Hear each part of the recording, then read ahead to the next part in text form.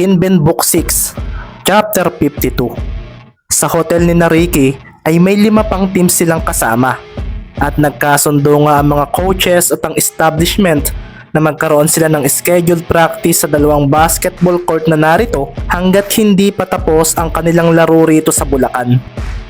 Kinabukasan nga, matapos ang laro ng Kalapan ay sila naka-schedule magmula alas 7 hanggang alas 9 ng umaga. Magiging araw-araw na nga ito hanggang sa bago ang huli nilang laro sa sunod na Biyernes. Ang court naman sa rooftop ay ang Cebu Mighty Boars ang gagamit ng mga oras ding iyon.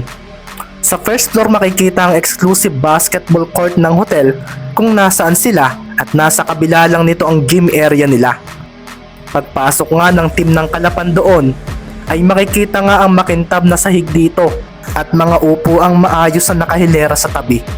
May digital clock din sa may gilid na patay naman ng mga sandaling iyon. Ibang-iba sa nasa rooftop na semento ang sahig ng court. Sabi nga ni Larry na isinipa si Papa sa sahig ang kanyang sapatos na naging dahilan upang marinig ang langit-ngit mula roon. Mag-warm up na kayo, limited lang ang oras natin dito. Sabi nga ni Coach Isaiah at pagkatapos noon ay inilapag na ng mga players niya ang kanilang mga gamit sa tabi. Ang ilan nga ay hinubad na ang kanilang mga pang-ibabaw na shirts at doon na nga makikita na nakasuot sila ng jersey. Si Isaiah naman at si Jason Castro ay makikitang may hawak na papel. Makikita nga rin ang paglapit dito ni Felix Jimenez, ang isa pang assistant coach ni Isaiah na kakilala ni Mover na may nalalaman din sa basketball. Quezon City Warriors ang next game natin sa Martes. Wika nga ni Isaiah at may iniabot ding papel si Felix na naglalaman ng printed data ng mga luma at bagong players ng team na ito. Tinalo nila ang Laguna noong Huwebes. Sabi nga ni Jason na napatingin sa stats ng mga players ng QC. Perfect shooting itong si Clay Marasigan. Nakapagtala siya ng 34 points. Sabi naman ni Sir Felix na napatingin din sa papel na natirang hawak niya. Pero ang naging best player ng game na iyon ay ang kanilang small forward na si Marco Bibisinal. 26 points, 14 rebounds at 5 blocks. May taas na 6'5" pero siya ang top rebounder ng team sa larong iyon. Wika naman ni Coach Cervantes at napatingin din siya sa pangalang Jimmy Valencia. Ang kanilang shooting guard na si Valencia. 0 points. Wika naman ni Jason Castro. Pero may 10 assists siya, 6 steals at 6 blocks. May 5 rebounds din siya at siya ang tumao buong laro sa ace player ng Laguna na si Kirby Intal. Inisa-isa pa nga ni Coach Isaiah ang stats ng mga players ng QC, lalo na ang starting 5 ng mga ito. Kinumpara nga rin niya ang stats ng mga ito noong nakaraang season, lalo na yung mga datihan pang players, gaya na lang ng kanilang mga big men. Habang abala nga sila sa pag-a-analyze sa mga hawak nilang papel, ay makikita naman nga ang mga players niya na nagkakaroon ng shooting drills, passing drills at dribbling drills na pinapangunahan ni Mover Flores bilang team leader ng mga ito. Nakikita nga rin ang 2 nilang kasamang taga-assist ng team na sila ang kumukuha sa bola at ipinapasa uli ito sa loob. Maya-maya pa nga ay bilisan na ngang tira ang pinagawa ni Mover. At dito na nga makikita ang pagngiti ni Larry nang sambutin niya ang bola. Isang quick 3 ang kanyang pinakawalan at tumalikod nga agad siya at tumaas ang kamay. Sa paghalit nga ng bola sa basket ay siya ring pagkembot ng puwet nito na agad namang binangga ni Baron gamit ang puweta niya. Umalis ka nga riyan Babalo. Bulalas nga ni Baron na nagpakawala na rin ng tres. Si Larry naman ay napaabante at napaseryoso sa paglingon ni Semeron. Sinadya mo yun Semeron? Bulalas nga ni Larry at makikita naman ang pagdaan sa kanilang gitna ni Maki. Huwag nga kayong magugulo. Sina coach nakatingin. Sabi nga ni Maki na pagkasamot sa bola ay agad na napatingin sa basket at nagpakawala ng isang tres na humalit din doon. Sina Baron at Larry ay agad na muling pumila. Dahil lang tingnan nila ang kanilang mga coaches, ay makikita nga ang pagtayo na ng mga ito mula sa pagkakaupo. Pagsambot naman ni Mendez sa bola ay tumira siya na hindi ginagamit ang kanyang shooting form. Ginamit nga niya ang kanyang dating forma na mula sa balikat at napangiti pa rin siya nang halitin din noon ng basket. Si Carlo naman sa pagsambot ng bola ay isang semi-fadeaway 3-shot pa ang pinakawalan. Inalala nga niya ang kanyang buzzer beater shot kahapon at hindi niya maiwasang matuwa dahil sariwa pa rin sa alaala niya iyon. Ilang sandali pa nga ang lumipas hanggang sa makarinig na nga sila ng silbato mula kay Coach Isaiah. Naging dahilan nga iyon upang ang lahat ng kanyang mga players ay matikas na pumunta sa tapat nito. Nakapila nga sila ng pahaba at pagkatapos noon ay nabalot ng sandaling katahimikan ang loob ng court. Marahan pa ngang napalunok sina Baron at Larry dahil naalala nila ang pagsisermon nito kagabi sa kanila. Makikita naman si Coach Isaiah na isa-isang pinagmamasdan ng kanyang mga players. Si Shaquille nga ay napalunok na lang ng pagmasdan siya nito at pinapunta sa unahan. Kasunod nga noon ay tinawag din niya si Tristan na sinundan ni Larry Dixon. Lagot kayo. Mahinang wika pa nga ni Baron para ito ay takutin. Ikaw rin mover at Ricky. Sabi nga ni Coach Isaiah, si Maki naman at Carlo ay pasimpleng nag-iisip ng kanilang gagawin. Kung titingnan, parang isang lineup ang limang ito. Sabi nga ni Carlo sa sarili, magkakaroon yata kami ng practice game dito ah. Wika naman ni Maki sa sarili na marahang na-excite sa mangyayari. Sana kalaban ako. Sa ipinakita ni Ricky sa dalawang game, mas magaling na nga siya sa akin pero gusto ko pa rin masubukan kung hanggang saan. Isa pa, gusto kong maging okay ang laro ko sa sunod na game namin. Lalo pat makakalaban ko ang isang iyon next game. Sigurado akong mas matindi ang will noong matalo ako, lalo pat hindi niya ako matalo-talo dati.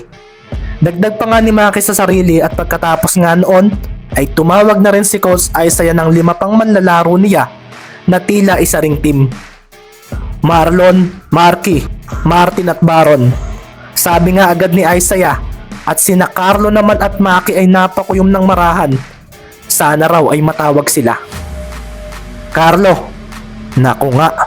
Sabi naman ni Maki sa sarili na parang nanghinayang kaagad. Mag-dribbling at passing drills muna kayo ni Dre. Pero kapag may pagod na sa mga players na ito, ay pwede kayong mag-sub. Wika pa nga ni Coach Isaiah at tumango naman ang dalawa. Pagkatapos din noon ay nagbigay na siya ng instructions sa mangyayaring practice game ng dalawang teams na kanyang binuo. Magkakaroon kayo ng 2 quarters game, pero may twist sa magiging game ninyo. Sambit pa nga nito at medyo napaseryoso ang kanyang mga players nang marinig iyon. Bawal ang tres at jump shots na malapit sa arko. Magkakaroon tayo ng scoring na inside sa painted area. Ang gagawa ng against sa rules na ito ay mababawasan ng points. Paano po coach kapag buzzer beater na malayo? Bigla namang tanong ni Ricky na tumaas ang kamay. Bawal din. Ang game na ito ay nakafocus sa depensang magagawa sa ilalim ng basket. At kung paano kayo pupuntos sa ilalim ng basket, may punishment ang matatalo sa game. Nang marinig pa nga ng mga players na ito ang huling sinabi ni Coach Isaiah, ay dito na nga sila medyo nakaramdam ng magkahalong kaba at excitement. Hindi masarap ang ulam ng matatalo mamayang lunch at dinner. Ha? Bulalas nga ng 10 mga players at sina Carlo at Trey naman ay medyo nagkatinginan nang marinig iyon. Hindi ko feel ang pagkain natin kagabi. Lasang sermon. Tapos kaninang umaga, medyo tiko type ang pagkain ng hotel. Sabi nga bigla ni Carlo na ikinatango naman ni Dre na medyo natawa rin sa lasang sermon na sinabi ng kanyang katabi. Seryoso ako, baka kasi hindi ninyo galingan. Gagalingan namin coach. Bulalas nga ng 10 mga maglalaro. Makikita nga rin sina Maki at Ricky na nagkatinginan at may nabubuo na agad na labanan sa datingan ng dalawang ito. Habang sina Baron at Larry naman ay makikitang nagkakayabangan na kaagad. At dito na raw makikita kung sino ang magaling na posibleng 6-man ng team. Sina Marky at Tristan naman ay nagkatanguan na parang magkagalit daw muna ngayon. Si Marty naman at Mover ay pasimple ring nagkatinginan. Pero baka si Ricky ang maging katapat ko. Kaso, kilala ko rin itong si Maki. Nasabi na nga lang ni Martin sa sarili at mukhang si Mover nga raw ang magiging katapatan niya sa labang ito. Si Marlo naman ay napatingin kay Shaquille na medyo napaseryoso sa sinabi ng kanilang coach.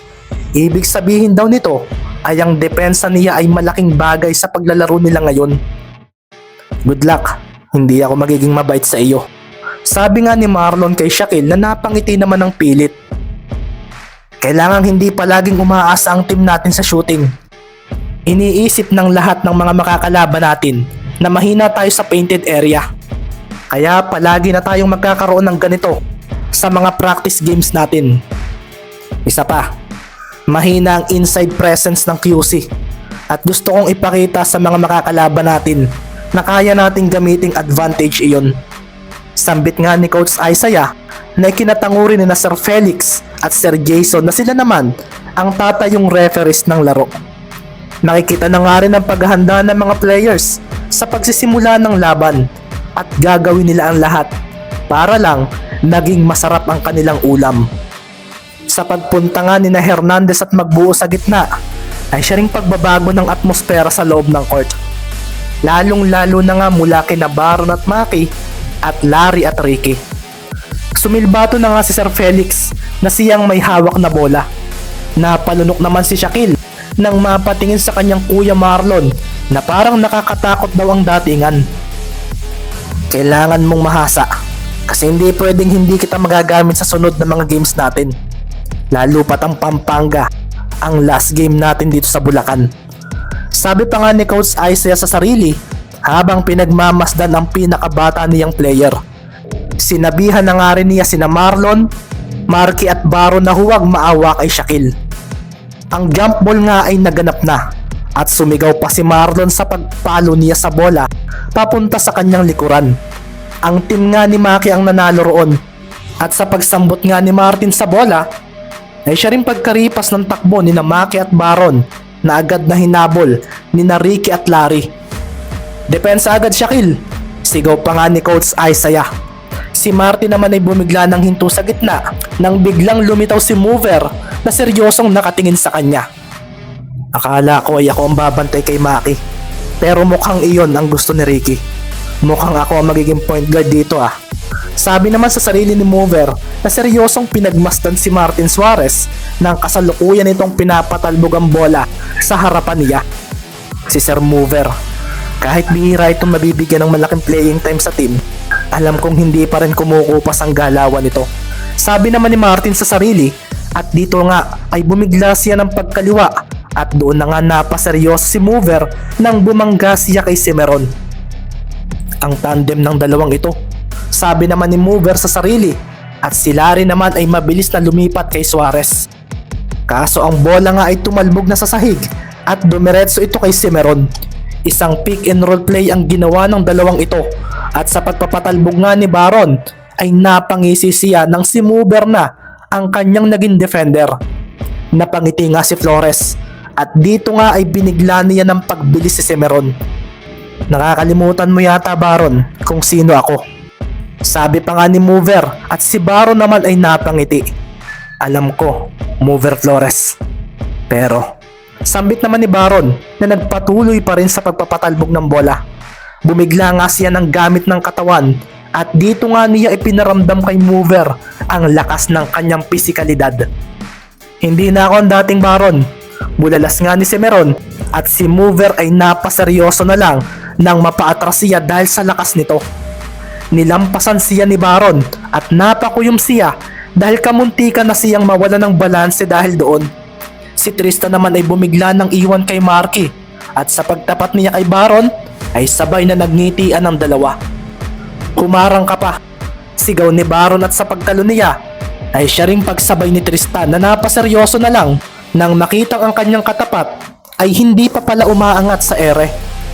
Sorry, sabi nga ni Baron at doon na nga makikita ang pagpasa niya ng bola kay Marlon magbuo na pagkasambot ay biglang tumalon paharap kay Shaquille. Harapan nga niyang dinakdakan ng kanyang backup sa team at kasunod din noon ay ang pagsilbato ng referee na bumulalas pa ng basket counted. Nakaupo naman sa sahig si Shaquille Hernandez na biglang kinabugan ng dibdib nang makita ang paglapag ng kanyang kuya Marlon sa tapat niya. Para itong isang halimaw at parang ayaw nang tumayo ng kanyang katawan matapos iyon. Kasunod nga noon ay ang pagdaloy ng kaba dahil alam niya sa kanyang sarili na hindi niya matatapatan sa pwestuhan ang manlalarong ito. Shaquille, isang tawag naman ang biglang nagpaseryoso kay Marlon at mula sa tabi niya ay lumampas si Ricky Mendez na agad na inalukan ng kamay si Shaquille. Buong lakas niyang hinila ito para makatayo at pagkatapos noon ay tinapik niya sa balikat ang bata nilang sentro. Relax lang, alam mo bang kaya mong matalo si Kuya Marlon? Sambit nga ni Ricky at kasunod nito ay ang pagseryoso ng mga nakarinig sa kanya. Si Shaquille naman ay napaseryoso rin nang mapatingin sa kanyang Kuya Ricky. Baka nakakalimutan mo na, Shaquille. Hindi pa nakikita ng mga taga-pola ang bank mo. Mahinang wika pa nga ni Ricky rito. Kasunod nga noon ay ang pagngiti niya rito. Galingan mong sambutin ang gagawin kong pasa sa iyo. Matangkad ka at alam kong mas mataas kang tumalon kay Kuya Marlon. Sabi pa nga ni Ricky kay Shaquille na parang ang daming tanong sa isip ng oras na iyon. Paano kuya? Magtiwala ka lang sa akin. Masayang sagot pa nga ni Ricky. Nang mga oras namang iyon ay makikita ang pagtitinginan ni na Marky, Maki, Baron at Martin. May pinaplano si Ricky. Hindi natin pwedeng siya ang mag-set ng tempo. Sabi nga nila sa sarili. Para lang ito sa masarap na ulam. Pero parang mas gusto nilang ilang paso si Ricky sa larong ito ah. Sabi naman ni Mover sa sarili na marahan ding napatingin sa kanyang mga kakampi.